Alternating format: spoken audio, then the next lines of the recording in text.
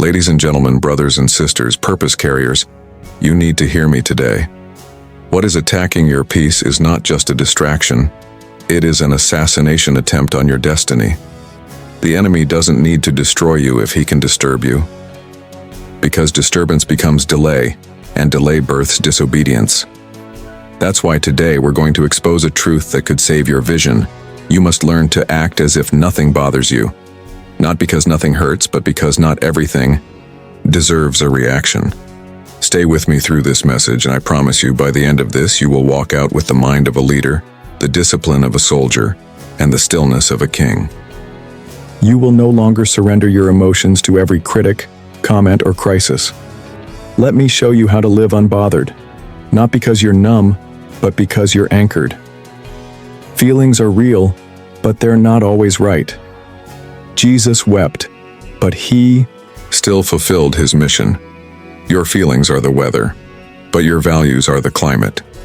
Stop making permanent decisions based on emotional weather. Anyone can shout. Anyone can clap back. But few can hold their peace and still command respect. Silence is not weakness, it's wisdom in motion. When you act as if nothing bothers you, you prove you're operating from a deeper well. In the kingdom of God, peace isn't the absence of chaos. It's dominion in the chaos. The storm is not the problem, and your reaction is. If the enemy can steal your peace, he's already defeated your purpose.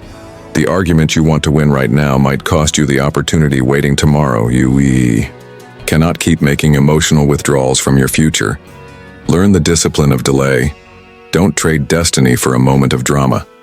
You are not a commoner. You are not a social media account with an attitude. You are a kingdom ambassador. Leaders don't lower themselves to respond to every shout. If you know who you are, you don't need to prove it with petty reactions. When they push you, and you don't flinch. When they insult you and you don't move, you become unshakable. Stillness in the storm is the greatest sign of kingdom confidence. You don't have to act like the world. You're called to reflect the king. You are not what you feel, you are what you know. That is the foundation of emotional mastery, and it's one of the greatest principles you will ever learn if you are serious about fulfilling your purpose. Too many people have been taught to live by emotion instead of conviction. Feelings are important, yes. They are indicators, not dictators. They inform you, but they should never lead you. When you allow your feelings to drive your decisions, you become unstable, inconsistent, and unreliable. Not because you're a bad person, but because you're misled by something that changes too often to be trusted. Emotions are real, but they are not always accurate. You can feel worthless and still be deeply valuable. You can feel afraid and still be completely safe. You can feel angry and still be deeply wrong. So when we say act as if nothing bothers you, we are not saying ignore reality. We're saying trust what is true even when your feelings are screaming the opposite. There's a reason Jesus could sleep in a storm. He knew the truth. Storms don't sink boats. Panic does. Truth is what anchors the soul. And when you are anchored, you don't flail when the wind blows. You stay grounded. If you are going to lead, build, create, or carry anything great in this life, you must graduate from the school of emotion and enroll in the University of Principle. What you feel is temporary, but what you know can be eternal. That's why you must build your decisions, your behavior, and your reactions on knowledge, specifically knowledge rooted in purpose, calling, and divine identity. Your feelings will often contradict your future. You will feel unworthy the moment you're called. You'll feel tired the moment it's time to endure. You'll feel offended the moment you're supposed to forgive. But that's exactly why you can't afford to be governed by what you feel. Your purpose is too important. There are people who will never see the best version of themselves simply because they never learned how to act beyond how they feel. They stay angry because they feel disrespected. They stay bitter because they feel betrayed. They stay hidden because they feel inadequate. And those feelings become cages, prisons with invisible walls that hold your potential hostage. But once you learn to separate who you are from how you feel, you become unstoppable. You can walk into difficult environments and not be moved. You can be misunderstood and still stay focused. You can be criticized and not lose your confidence. Why? Because your identity is rooted in truth, not in emotion. What you know about who you are, what you're called to do, and where you're going must override every emotional disturbance that tries to interrupt your assignment. You must learn to talk to your feelings, not just listen to them. And when the moment comes where you feel like reacting, breaking down, giving up, or clapping back, pause and remember, you are not what you feel. You are what you know. Your response reveals your authority, not your title, not your platform, not your popularity, but your response. How you react when you're tested, provoked, or misunderstood is the real evidence of your internal rank. Anybody can respond with emotion. Anybody can lash out, anybody can let pressure make them crack. But authority isn't loud, it's controlled. Authority is not proven by volume but by discipline. You can't claim to rule over anything if you haven't first ruled over yourself. The real test of leadership is how you respond when you are disrespected, overlooked, attacked, or ignored. Do you rise to your principles or sink to the level of your provocation? That's where true authority is measured, not in calm seasons but in moments of confrontation. When a person walks in true authority, they understand that reaction is expensive. You cannot afford to respond to everything and everyone. If every offense can pull you out of position, you were never established in purpose to begin with. The enemy doesn't even need to destroy you if he can get you to self-destruct with your own reactions. One outburst can break a bridge. One emotional decision can ruin a season. One impulsive reaction can cancel an assignment. That's why people of purpose have to be people of patience. You must have a quiet strength, a settled confidence, a spiritual calm that refuses to let external chaos control your internal climate. That's what it means to act as if nothing bothers you. Not because nothing affects you, but because you've chosen to respond with authority rather than react from insecurity. Authority isn't proven in how quickly you answer, but in how wisely you respond. Some things require silence. Some situations require you to walk away. Not every battle is yours to fight. Sometimes the greatest show of strength is the restraint to say nothing when everything in you wants to say something. That is the power of response. It is not about being passive, it's about being precise. You must learn to reserve your energy for what truly matters. Authority is about alignment. When you are aligned with who you are and why you're here, you begin to choose your responses strategically, not emotionally. You no longer feel the need to defend yourself in every situation, because you understand that destiny defends the disciplined. The forwarded moment you start responding like a king, speaking like a visionary, holding your peace like a general, and moving like someone who knows their purpose, everything around you begins to adjust. People will treat you differently when your presence commands respect through posture, not performance. You don't need to explain yourself when your fruit speaks for you. You don't need to argue when your life is the evidence. But none of that is possible if your emotions still sit on the throne of your decision-making. You must dethrone reaction and enthrone wisdom. Train your spirit to pause, to evaluate, to wait, and then speak or move in alignment with your assignment. Because the one who can control their response is the one who truly walks in authority. Peace is a weapon, not a weakness. In the world's system, peace is often viewed as the absence of noise, the absence of conflict, the absence of opposition. But in the kingdom, peace is not the absence of something. It is the presence of authority. True peace is not passive. It is power under control. When a man or woman can stand in the middle of confusion, chaos, betrayal, and uncertainty and still remain unmoved, you are looking at someone who is armed with peace. That kind of peace doesn't just calm storms. It terrifies the enemy. The enemy thrives on reaction. He counts on your panic. He feeds off your instability. Because if he can get your emotions out of alignment, he can get your decisions out of purpose. But when you act as if nothing bothers you, when you walk into the storm without flinching, when you speak with calm while everything around you is shouting, you strip the enemy of his favorite weapon, your emotional cooperation. Peace is a weapon because it disarms confusion. It silences accusations. It stills anxiety. There's a reason Jesus didn't argue with his accusers. There's a reason he didn't defend himself before Pilate. There's a reason he slept in the boat while his disciples panicked in the storm. He wasn't avoiding the moment. He was demonstrating the authority of peace. His stillness was louder than their fear. And that is the lesson. Peace doesn't run from the storm. It rules in the storm. Anyone can lose their temper. Anyone can raise their voice. Anyone can clap back, shut down, or explode.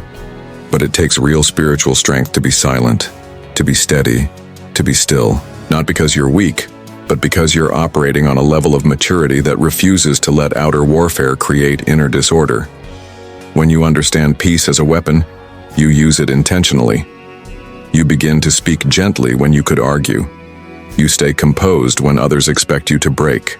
You respond with clarity when confusion tries to cloud your mind. And with every act of peace, you are declaring war on instability. You are not just keeping the peace, you are establishing territory. Because wherever there is peace, there is dominion. And wherever there is dominion, there is order. And wherever there is order, purpose can flourish. That's why the enemy wants you anxious, offended, reactive, distracted. Because in that state, you are powerless. But when you are at peace, you are dangerous. So do not underestimate the power of calm. Don't apologize for your stillness. Don't explain your quiet confidence. Peace is not passive, and it's strategic. It's the mark of someone who knows who they are, whose they are, and why they're here. When you act as if nothing bothers you, when you carry peace in places that are used to panic, you are not being fake. You are being faithful. Faithful to your purpose. Faithful to your discipline. Faithful to your divine identity. Peace is your posture when you know the outcome has already been written. Don't let temporary discomfort disqualify you from destiny. This is one of the most critical principles every person of purpose must grasp. Pain is not permanent, but purpose is. And the problem is, too many people abort lifelong assignments over momentary emotions. The discomfort you're feeling now is not a sign that you're out of place. It may be the evidence that you're in the right position. Growth is uncomfortable. Change is uncomfortable. Obedience is uncomfortable. But so is regret. You must decide which discomfort you're willing to live with. The discipline of staying the course or the devastation of quitting too soon. Every time you walk away from what is hard, you also walk away from what is holy. And if you keep bowing to discomfort, you'll never see what's on the other side of endurance. Discomfort will always try to magnify itself until you forget what you're aiming for. It will try to convince you that right now is all that matters. It will make the pressure feel so intense that you forget the promise that's connected to your perseverance. That's why acting as if nothing bothers you is not denial. It's discernment. It's the ability to see past the irritation of the moment and remember the assignment that's at stake. The enemy doesn't have to destroy your dream if he can get you to abandon it during a season of frustration. Many people don't lose their calling. They trade it for comfort. But what's comfortable is not always what's called. The path to destiny is paved with moments where you must endure what doesn't feel good to obtain what God called good. You have to be bigger than your feelings. Your emotions will tell you to run. Your doubts will tell you it's not worth it. Your tiredness will say it's too much, but deep inside you, purpose is saying keep going. Destiny doesn't yield to discomfort. If anything, it's often wrapped in it. The greatest breakthroughs usually come on the other side of your breaking point.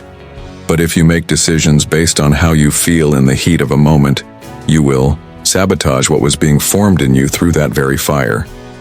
Think about how many opportunities were missed, how many relationships were ruined, how many assignments were forfeited, because someone allowed a temporary offense or momentary pain to speak louder than their purpose. You cannot afford to do that. You're carrying too much. You've been entrusted with too much. Acting as if nothing bothers you doesn't mean you ignore reality. It means you don't allow discomfort to drive your responses. You acknowledge the pain, but you don't let it paralyze your purpose. You feel the tension, but you don't let it cancel your obedience. There will be times when everything in you wants to quit, clap back, or shut down. But you must remember, the pain is passing, but the purpose is permanent. And if you can hold on just a little longer, you'll see that what you thought was sent to break you was actually working to build you. Royalty doesn't react, it rules. That's not just a poetic phrase, it's a mindset, a lifestyle, a posture of dominion.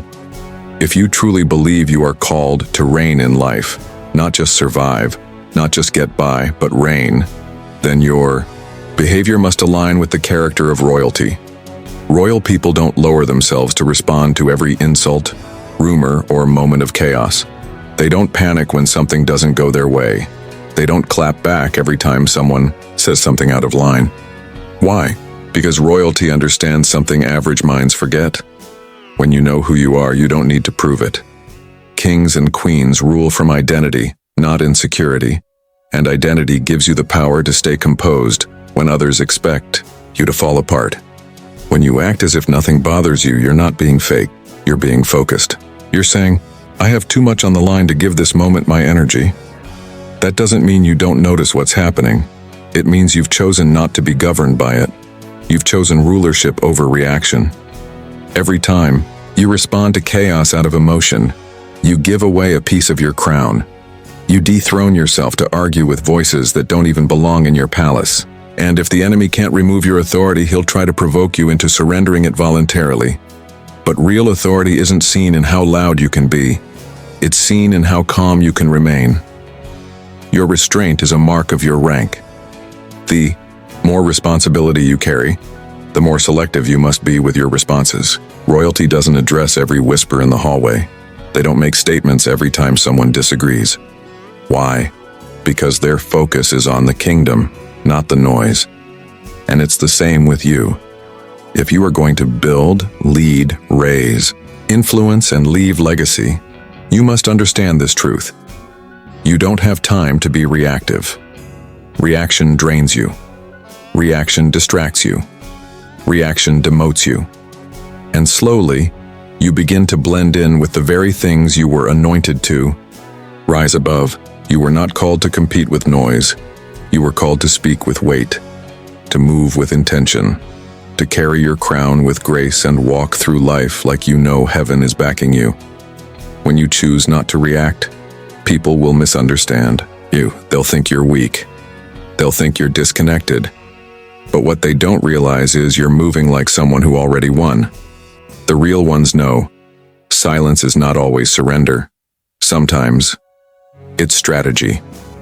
When you refuse to let pressure pull you out of character, you're reminding every room you walk into that you've been seated in authority. And once you've been seated in purpose, you don't stand up to respond to pettiness. You stay where you've been placed, ruling, leading, reigning. Because royalty doesn't react, it rules. Stillness is a strategy.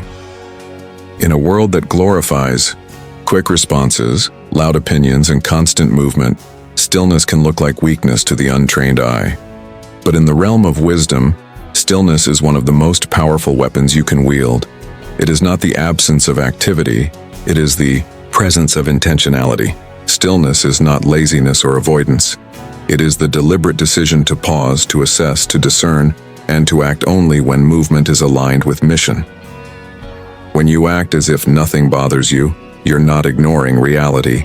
You're mastering your response to it. That mastery comes from stillness, because stillness gives you time to think. Stillness protects you from impulsive decisions. Stillness allows your spirit to speak louder than your emotions. You cannot hear clearly in noise. You cannot see clearly in motion. And that's why the greatest attacks on your peace often come in the form of urgency. Pressure to respond now, to act fast, to speak out of turn, to prove yourself before you've prayed.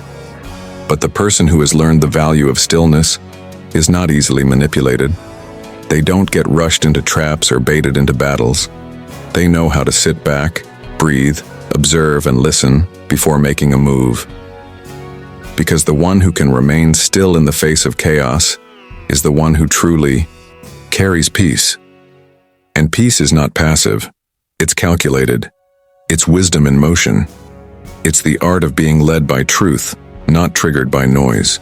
There are moments in life where silence is your greatest answer, where non-reaction says more than 10 paragraphs ever could.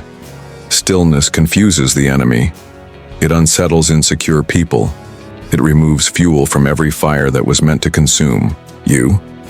When you refuse to be moved by provocation, you take back your power.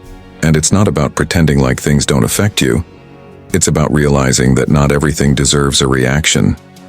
Some situations are designed to rob you of your energy, distract you from your vision, or detour you from your destiny. Stillness is your way of saying, I see it, I feel it, but I'm not giving it my power. When you're still, you're listening. And when you're listening, you're leading. Because real leadership begins with awareness of God, of self, of timing, of truth. Many people move too fast and end up out of position. They jump when they should have waited. They speak when they should have been silent. They react when they should have ruled. But not you. Not anymore. You're going to understand that sometimes your greatest advantage is your ability to remain still while others are losing their minds, because stillness is a strategy, and only the mature understand its power. The next time something tries to provoke you, push you, or pull you out of character, don't rush. Don't react. Just breathe. Stay still. Watch. Listen. And let wisdom speak before you move. So what does it mean to act as if nothing bothers you? It means you've decided to live from a higher place. A place where truth governs, peace protects, and purpose leads. It means you've chosen to rule your spirit instead of being ruled by reactions. It means your identity is rooted so deeply in who you are and why you're here, that no storm, no insult, no delay, and no betrayal has the power to pull you off course. It's not about faking strength. It's about living from it, because what's in you is greater than what's against you. And if you ever want to fulfill what you were born to do, you must master how you carry yourself through pressure, through misunderstanding, through fire. People will wonder why you don't panic, why you're not clapping back, why you're calm when others are falling apart. Let them wonder. Let your peace speak for you. Let your discipline lead you. Let your silence carry the weight of your wisdom. You don't need to announce your maturity. It will be obvious in how you move, how you respond, how you reign without reaction. This is the posture of kings. This is the walk of visionaries.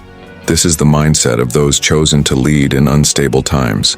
Because the world doesn't need more noise. It needs examples. Examples of strength without pride, of grace under pressure, of peace in motion. So walk out of here today with your head lifted, your heart anchored, and your spirit settled. Let the storms come, let the critics speak, let the delays stretch, and still you stand, you lead, you build, you love, you forgive, you endure. Why? Because now you know, acting as if nothing bothers you isn't weakness, it's wisdom. It's the quiet confidence of someone who has already seen the end from the beginning, and knows nothing can stop what God has started in you.